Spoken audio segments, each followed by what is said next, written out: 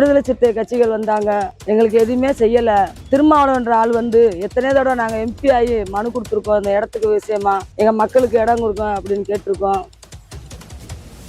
அம்பேத்கராகவும் இருந்து எங்க மக்களுக்கு பேராசிரியர் தான் எங்களுக்கு பட்டா வாங்கி கொடுத்துருக்காரு. ஒரு பசி கூட நிற்கணும், ஒரு கடுகளவு எங்க மக்களுக்கும் எங்களுக்கும் எந்த துறவுமே அவர் நினைக்கல. அவர் 2 முறை நின்று ஜெயிக்கலன்னு ஆதங்கம். எம்எல்ஏ எம்பி கூட இந்த மாதிரி தர்மம் பண்ண மாட்டேன். ஒரு தர்மங்காத தலைமை வந்து அவர் தான். என் பேர் வெற்றிச்செல்வி. நான் திருப்பரங்குன்றம் தொகுதியினுடைய பெருங்குடி கிராமத்தில் வசிக்கிறேன். நான் பட்டியல் சமுதாயத்தை சேர்ந்தவர்.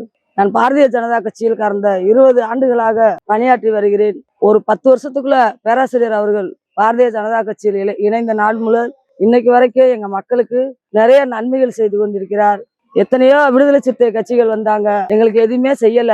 திருமாவளவன்ற ஆள் வந்து எத்தனையோ தடவை நாங்க எம்பி ஆகி மனு கொடுத்துருக்கோம், இந்த இடத்துக்கு விஷயமா எங்க மக்களுக்கு இடம் கொடுக்கும் அப்படின்னு கேட்டிருக்கோம். பட்டா வாங்கி கொடுங்க, 50-60 வருஷமா போராட்டம் பண்ணி இந்த இடத்துல இருக்காங்க, அவங்களுக்கு பட்டா கொடுக்கல. நம்ம சமுதாயத்துல இருக்கீங்க, நீங்க ஒரு சமுதாய தலைவரா இருக்கீங்கன்னு சொல்லி என் மக்கள் எங்க அப்பா அம்மா காலத்துல எங்க தாத்தா காலத்துல இருந்து போராடி இருக்காங்க. எந்த உதவியுமே எங்க கட்சி எங்க இனத்தை சார்ந்தவர் செய்யவே இல்லை. அது போக திமுக அதிமுகல இருந்து வர்ற எல்லாத்துட்டையுமே ஏர்போர்ட்டுக்கு வர வழியில மறிச்சு மனு கொடுத்து அழுதுருக்கோம். எந்த இதுவுமே இல்லை, செவி சாய்க்கல. கடைசியில அரசாங்கம் வந்து அந்த இடத்த எடுக்கிற அளவுக்கு வந்துட்டாங்க. அப்பதான் நாங்க எங்க பேராசிரியர் ராமசீனிவாசன் ஐயா அவர்களை போய் அணுகுனோம். எங்க மக்கள்லாம் கூட்டிட்டு போய் எங்க குறைய சொல்லி அழுதோம். அதுக்கப்புறமா உங்களுக்கு என்ன தேவைமா அப்படின்னு கேட்டாரு. எதுக்கு அழுகுறீங்க, என்ன தேவைன்னு. இந்த மாதிரி நாங்க இந்த இடத்துல 70 வருஷத்துக்கு மேல குடியிருக்காங்க, அவங்க எங்க மக்களுக்கு இந்த இடத்த பட்டா கொடுக்க மாட்டேன்றாங்க. இந்த இடம் அரசாங்கத்துக்கு பள்ளிக்கூடத்துக்கு தேவைன்னு சொல்றாங்க ஐயா. அப்படி பள்ளிக்கூடத்துக்கு ஒதுக்குனாங்கன்னா எங்களுக்கு ஒரு வேற ஊர் தாண்டி ஒரு 50 கிலோமீட்டர்ல இடம் தரம்ன்றாங்க, நாங்க அங்க போய் இருக்க முடியாதுன்னு நாங்க கேட்டோம். அப்பதான் அவர் சொன்னாரு, ஏன் நீங்க 50 கிலோமீட்டர் தாண்டி போய் இருந்தா என்னாரு. இல்லைங்கய்யா, எங்க பிள்ளைங்க எல்லாம் இங்க படிக்குதுங்க, நாங்கெல்லாம் குடிசை தொழில் செஞ்சு பிழைக்கிறோம், பண ஓலையில ஓலைப்பெட்டி செஞ்சு திஷ்டி கொட்டை அது பின்னிதான் பிழைக்கிறோம்.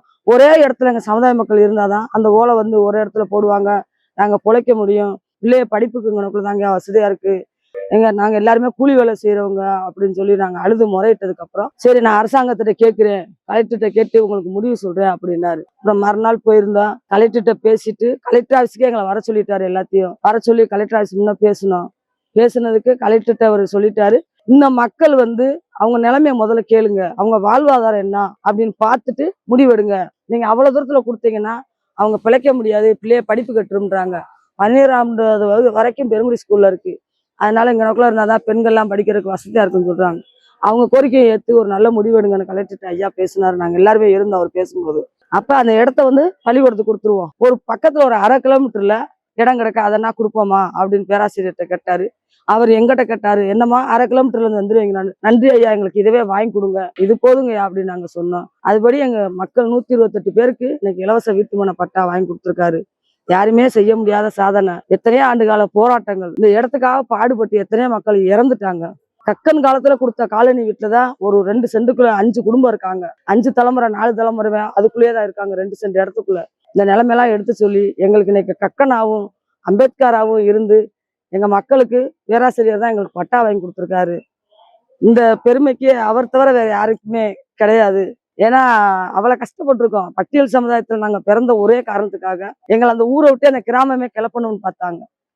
எங்க சமுதாயத்துல இருக்க விடுதலை சிறுத்தை கட்சியை சேர்ந்தவங்க கூட எங்களுக்கு உதவி பண்ண மாட்டேங்குது. பெருங்குடியில மாவட்ட நிர்வாகத்துல மாநில நிர்வாகத்துல விடுதலை சிறுத்தையில இருந்தாங்க, ஆனா யாருமே எங்களுக்கு உதவல. காசு தரியா, உனக்கு பட்டா வாங்கி தரேன், 50,000 தரையா, 40,000 தரையான்னு பணத்தை தான் எங்கிட்ட கேட்டாங்க. எங்க நிலைமையை புரிஞ்சுக்கல. 50,000 அவங்கள்ட்ட கொடுத்து நாங்க அலையிற நிலைமையா இருந்தா நாங்க எதுக்கு இந்த மாதிரி புறம்போக்குல குடியிருக்கோம், அந்த தான் அவங்க புரிஞ்சுக்கிறல. ஆனா ஐயா வந்து எங்க கண்ணீரை தான் பார்த்தாரு, நாங்க என்ன சூழ்நிலை இருக்கோம் தான் பார்த்தாரு, எங்களுக்கு உதவுன்னு தான் நினைச்சாரு. 5 பைசா எங்க கையில வாங்குற, எங்க எல்லாத்துக்கும் போற வட்டம்னா எங்களுக்கு நல்ல சாப்பாடு டீ வடையெல்லாம் வாங்கி கொடுத்து எங்க மக்கள்கிட்ட எல்லாம் ஒரு தாய் மாதிரியா பேசி இன்னைக்கு அதே மாதிரியா ஒரு தாய்மை உள்ளத்தோட எங்க மக்களுக்கு உதவி பண்ணியிருக்காரு. இதை விட எனக்கு என்ன சொல்றதுன்னு தெரியல.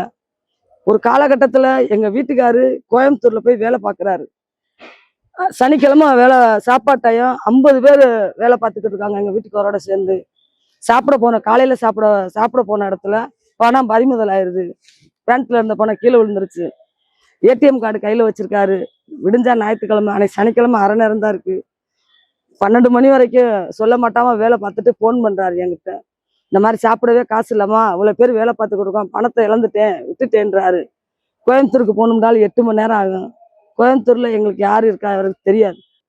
கடைசியா தான் நாம் ஐயாவுக்கு ஒரு முறை ஃபோன் பண்ணி பார்ப்போமே, ஒரு மாநில செயலாளர் எல்லா பேராசிரியர் ஏதாவது ஒரு முடிஞ்சா உதவுவாருன்னு சொல்லி ஃபோன் பண்ணி அழுது, ஐயா இந்த மாதிரிங்க மதிய சாப்பாட்டுக்கு பணம் இல்லைங்கய்யா, இப்போ கொடுத்தா தாங்க அவங்க சாப்பிடுவாங்க, நான் போகணுன்னாலும் 8 மணி நேரம் அங்கேயா கோயம்புத்தூருக்கு, பணமும் போட முடியாதுங்க அப்படின்னு சொன்னேன்.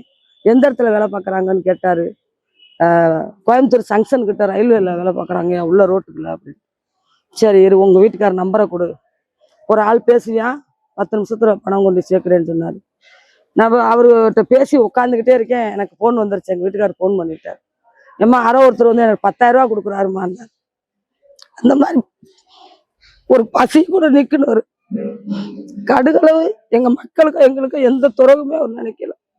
அவர் 2 முறை நின்று செய்யலன்னு ஆதங்கம் தான். எம்எல்ஏ எம்பி கூட இந்த மாதிரி தர்மம் பண்ண மாட்டேன். ஒரு தர்மம் காத்த தலைமகன் அவர் தான். யார் யார் என்ன சொன்னாலும் எங்களை பொறுத்தளவு எங்க மக்களுக்கு அவர் எந்த துரோகமும் நினைக்கல. எல்லாத்தையுமே வாழ வைக்கிறார். சுடுகாடு கருவலமட்டி, எங்க ஊருக்கு பக்கத்துல கருவலமட்டி இருக்கு, சொந்தக்காரங்க இறந்துட்டாங்க. அம்பலார் தேவருக்கு தான் அங்க தகர கொட்டை போட்ட சுடுகாடு இருந்துச்சு. எங்க ஆளுகளுக்கு சுடுகாடு இல்லை. இறைச்சி கட்டிக்கல மழை வரட்டியும் போட்டு வந்துட்டான். காலையில பால் ஊத்த போற வெந்து அந்த போனோம் எந்து வேகாம அரையும் குறையமா கிடந்துச்சு. என்னங்கடா அப்படின்னா, பல்லருக்கு பறையருக்குங்க தகர கொட்டை போட்ட சீட்டு இல்லை அப்படின்ட்டாங்க. எங்க அப்பா ஐயாட்ட போய் நான் போய் சொன்னேன், இந்த மாதிரி எடுத்து சொன்னேன். உடனே ஒரு வருஷத்துக்குள்ளேயே அந்த சுடுகாடு போட்டு கொடுக்கறதுக்கு ஐயா தான் எங்களுக்கு உதவி பண்ணாரு, பேசினாரு. அது போக எங்க தெருவுல சாக்கடை வசதி இல்லை, ரோடு சரியில்லை. எல்லாருமே நாங்க அங்கதான் போய் சொன்னோம். எங்களுக்கு முடிஞ்ச அளவு அவர் இன்னைக்கு வரைக்கும் ஒரு எம்எல்ஏ கூட எம்பி கூட செய்ய முடியாது, ஒரு முதலமைச்சர் கூட செய்ய முடியாத எங்க ஐயா செய்யறார். இது மட்டும் இல்ல, என் பட்டியல் சமுதாய மக்கள் மட்டும் இல்ல, அங்க உள்ள அனைத்து ஜாதியினருக்குமே நாங்க கூட்டிட்டு போய் உதவி கட்ட அவர் செய்யறார். அவரால் முடிஞ்சதை செய்யறார். போன முறை எலெக்ஷன்ல நிக்கிறாரு, ஓட்டு கேன்வாஸ் பண்ணிக்கிட்டு ஓட்டு போடுற அன்னைக்கு ஸ்கூலுக்குள்ள கூட்டிட்டு போயிருந்தேன். ஒரு வாத்தியார் டீச்சர் என்னை கூப்பிட்டு கேட்டாங்க, இவர் எப்படிப்பா அவனுக்கு தெரியும்டாங்க. இவர் எங்க மாநில பொதுச் செயலாளர்னு, இவர் தான் எங்க பிள்ளைகளுக்கு பேர் வச்சவரு, இவர் ரொம்ப ராசிக்காரு அப்படின்றாங்க. யார் எந்த ஊர்ல இருந்தோ வந்தவங்க. ஐயா பார்த்தோன்னே சொன்னாங்க. அந்த மாதிரி எங்க மக்களுக்கு எல்லாத்துக்கும் நல்ல நல்ல உதவிகள் செய்யறாரு. வருங்காலத்துல ஐயா எங்க தொகுதிக்கு நின்று எம்எல்ஏ ஜெயிச்சா இன்னும் எங்க மக்களுக்கு நிறைய செய்வாருன்னு நினைக்கிறேன். எல்லா மக்களும் ஆதரவு தருமாறு. எங்க தொகுதி திருப்பரங்குன்றம் தொகுதியில ஐயா தான் நிக்கணும். 2 முறை நின்றுருக்காரு, நல்ல ஓட்டு வாங்கியிருக்காரு. அது போக மக்கள்கிட்ட எல்லாம் நல்ல அபிப்பிராயத்துல இருக்காரு. இன்னைக்கு முருகனுக்கு மழை பிரச்சனைக்கு கூட ஐயா தான் முழுக்க முழுக்க மாலை போட்டு காவடி எடுத்து விரதம் இருந்து எத்தனையோ விஷயங்களை துணிச்சலா செஞ்சுக்கிட்டு இருக்காரு. எங்களுக்கு தைரியம், ஆக்கம், ஊக்கம் எல்லாமே யாருன்னா எங்க ஐயா தான் எங்க கட்சிக்காரங்களுக்கு பூரா கொடுக்குறாரு. பொதுமக்களுக்குமே கட்சிக்கு அப்பாற்பட்டு பொதுமக்களுமே அவர் தான் நினைக்கிறாங்க. பேராசிரியரா அவர் நல்ல ஒரு எம்பி எலெக்ஷன் நின்றார், எம்எல்ஏ எலெக்ஷன் நின்றார், 4 மக்களுக்கு நல்லது செய்றார். எதுவுமே எதிர்பார்க்கல. நல்ல மக்களுக்காக சேவை செய்யற ஒரு நல்ல தங்கம் மகன் தலைவர். அவரை வரவேற்று இந்த திருப்பரங்குன்றம் தொகுதியில அமோக வெற்றி பெறணும் முருகனை வேண்டி